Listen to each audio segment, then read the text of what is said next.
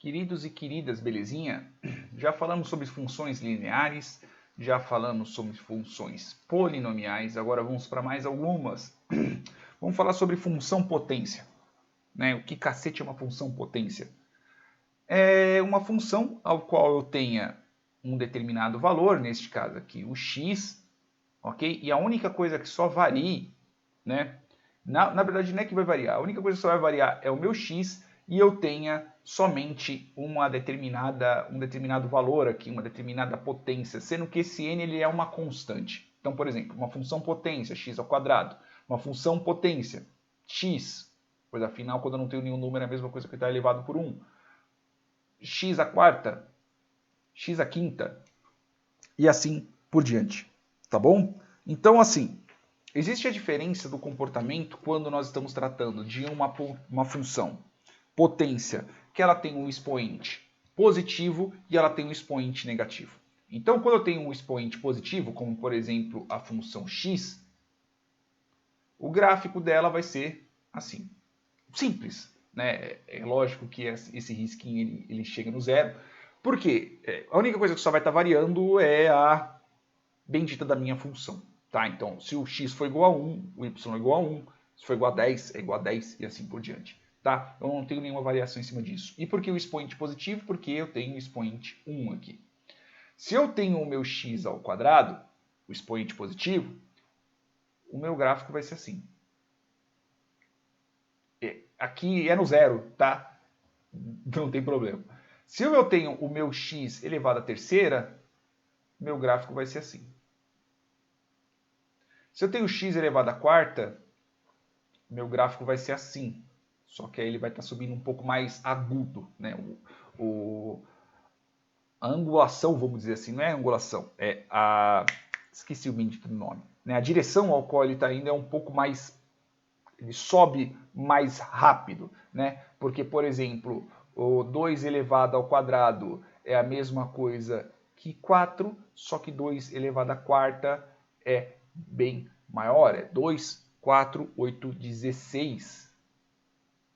Né? Então, ao contrário de eu ter um 4, ele vai estar 16. Né? E se for a sexta, a mesma coisa e assim por diante. Né? Então, aqui, se for a quinta,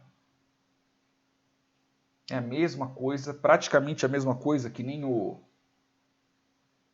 Mesma coisa que nem o 3 e assim por diante. O que eu quero dizer com isso? Tirando quando eu tenho um expoente 1, que aí eu simplesmente só tenho uma função linear, quando eu tenho um expoente par, positivo, eu vou ter esse formato de U.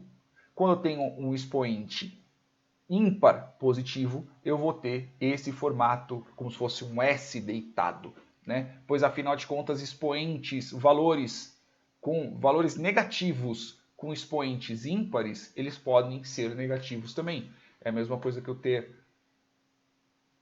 menos 1 elevado à terceira. Né? Então, é a mesma coisa que menos 1 vezes menos 1 vezes menos 1. Negativo com negativo, positivo com negativo, negativo. No fim das contas vai ser menos 1. Tá? E ímpar, se for 5, 7, 9 e assim por diante. Tá? Agora, quando a gente está tratando de expoente negativo, nós vamos estar tratando de uma função recíproca. Né? Então, eu tenho, por exemplo, uma função x, por exemplo, elevada a menos 2. Ou menos 1, para ser mais exato. É a mesma coisa que eu ter o 1 elevado a x elevado a 1.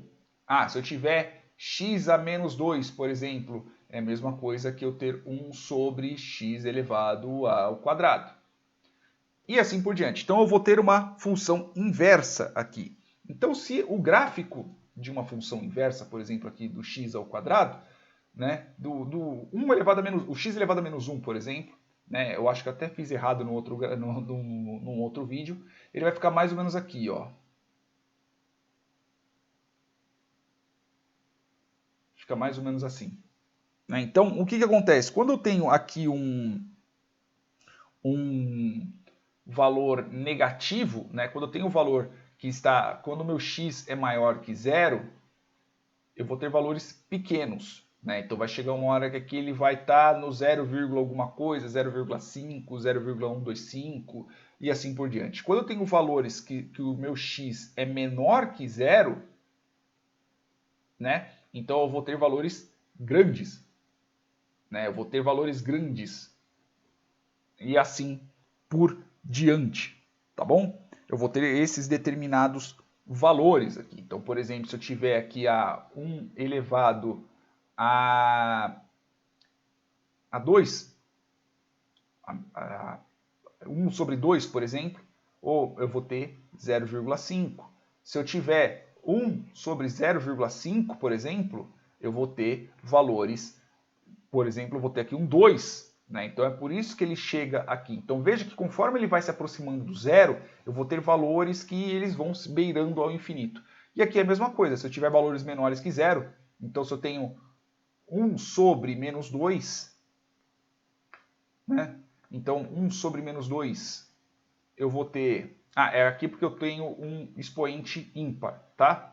Mesmo ele sendo... ele é negativo, mas ele é um expoente ímpar. Então eu vou ter menos 0,5, e se eu tiver 1 sobre menos 0,5, é a mesma coisa que eu ter menos 2.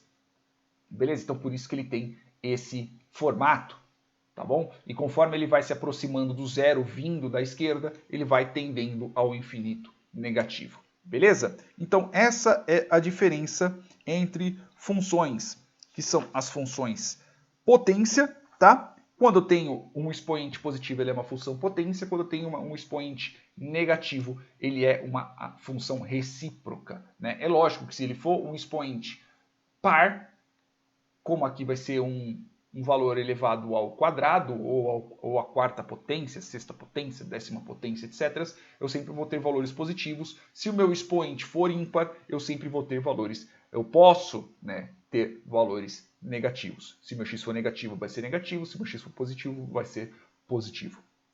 Beleza, meus queridos? Espero que vocês tenham entendido essa parte. Espero que vocês tenham gostado, tá, desse nosso resumo ao qual nós estamos fazendo. Se quiserem ver partes mais detalhadas sobre os cálculos, né? Eu peço para que vocês vejam minha playlist de pré-cálculo, tem bastante coisa sobre potenciação, exponenciação, álgebra de exponentes e assim por diante. Beleza?